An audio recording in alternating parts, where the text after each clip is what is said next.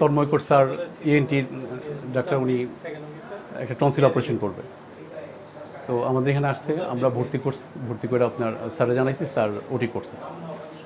ওটি করার পর স্যার বেডে দিছে, বেডে দেওয়ার কিছুক্ষণ পর ঘন্টা, তখন ওই সময়টা আমি ছিলাম না, ঘন্টা দেড়েক পরে পেশেন্টের নাকি আপনার অবনতির দিকে যাচ্ছিলো, তো আবার ওটিতে নিয়ে ডাক্তাররা আসতে চেষ্টা করে এক পর্যায়ে বলছে ঢাকায় নিয়ে গেলে ভালো হবে।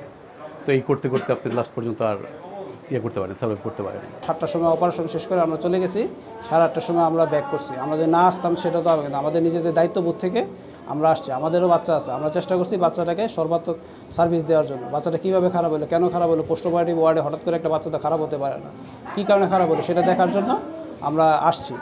আমরা সর্বাত্মক 1.5 ঘন্টা ধরে একটানা বাচ্চাটাকে আমার চেষ্টা করা হয়েছে, জীবন রক্ষাকারী সব ধরনের ওষুধ দিয়ে চেষ্টা করা হয়েছে। অপারেশন করছে, বলছে 15 মিনিট পর জ্ঞান ফিরবে, 2 ঘন্টা পরে জ্ঞান ফিরে না। আবার ডাক্তার আমরা ফোন দিছি, ওটিতে নিয়ে তারা দাঁড়ায় রয়েছে। আমি বারবার যাইতে চাইছি, ভিতরে ঢুকতে দেয় না। লাস্টে যখন প্রায় 3 ঘন্টা তখন আমি ভিতরে গেছি জোরজবস্তি করে দেখতে। তখন আমি আমার মেয়ের পায়ে হাত দিয়ে দেখি শরীর একদম ঠান্ডা।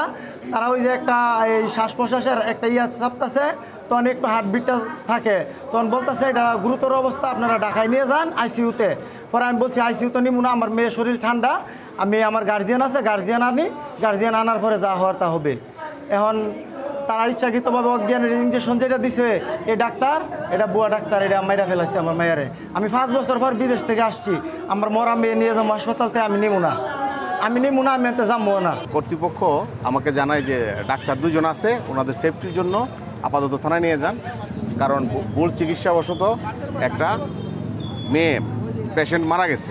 তো এই অবস্থাতে আমি ঊর্ধ্বতন কর্তৃপক্ষকে জানাই, এবং আমাদের সাথে সঙ্গী আর অনেকেই আছে, সব ফোর্স মিলে আমরা 2 জন ডাক্তারকে সেফটির জন্য থানাতে নিয়ে যাই। আমরা যদি রোগীর পক্ষ থেকে কোনো লিখিত অভিযোগ পাওয়া যায়, লিখিত অভিযোগের ভিত্তিতে আইনগত ব্যবস্থা গ্রহণ করা হবে।